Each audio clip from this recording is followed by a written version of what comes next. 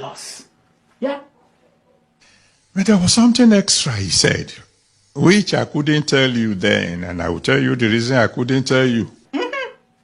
I'm sure you want to know what it was that God told him and why he couldn't tell us, I know, right? Right? Okay.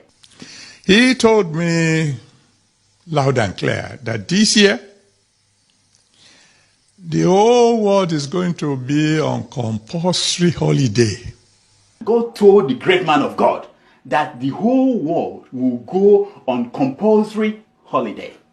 Can you imagine that? No, not now. I mean, then. Imagine God telling you. It's not easy to be a prophet. You hear these things from God, and, it's not easy. When I heard that one, that was difficult to explain.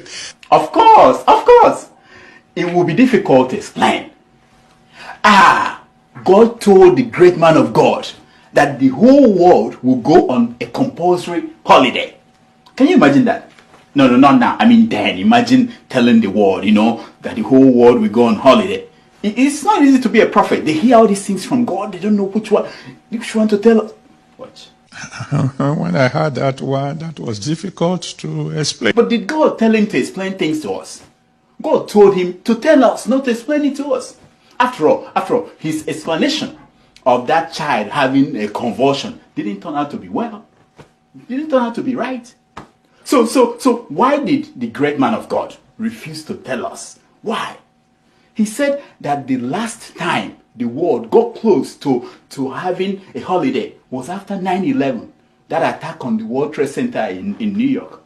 So, okay, let's hear him. So when he says the whole world is going to be on holidays, compulsory holiday, I thought maybe something like that is going to happen. Oh, I see. It makes a lot of sense now. It makes sense, What? Now, if that is what he meant, and somebody had prophesied it, when it occurs, the Interpol will come and get the fellow and say, you heard about the plot. You knew when they were planning this thing, and you didn't speak. So I kept my mouth shut.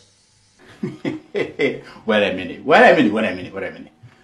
The great man of God kept his mouth shut out of fear that Interpol will come and arrest him if something like 9/11 happened. Wow. First of all, Interpol is not Nigerian police force that will arrest the wife of a man they are looking for. It's not how Interpol works. Secondly, the fear of arrest made the man of God to swallow a prophecy. Can you imagine that? That doesn't sound good. A prophecy that God specifically chose him to deliver to the world. He didn't choose Apostle Suleiman. He didn't choose Prophet TV Joshua. He chose Pastor Adeboye to deliver this. Oh, am I the only one who is confused here? All those prophets in history, in the Bible, in all the other books of holy books, who paid a price for their prophecy must be feeling stupid wherever they are now. Like, why did we do that? Why did we allow them to cut off our head? We could have stayed at home. We could have shut our mouths.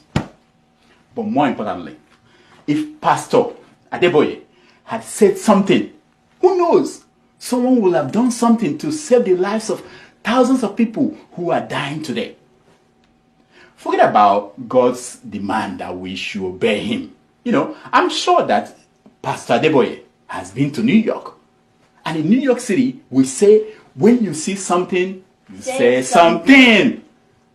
He saw something. He didn't say a thing. That is sad. That is sad. Meanwhile, in 2015, Prophet Bill Gates actually predicted the coming of this virus in a TED Talk. Of course, these are prophets and pastors. They didn't watch it. Watch.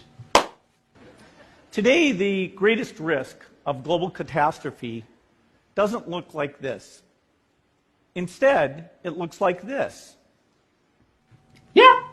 Show them the image of coronavirus and compare and contrast with the one that Prophet Bill Gates showed us. And Bill Gates went on to say this. If anything kills over 10 million people in the next few decades, it's most likely to be a highly infectious virus rather than a war.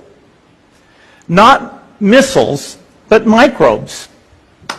Yes, he actually left us with this warning after offering solutions. In fact, if there's one positive thing that can come out of the Ebola epidemic, it's that it can serve as an early warning, a wake-up call to get ready.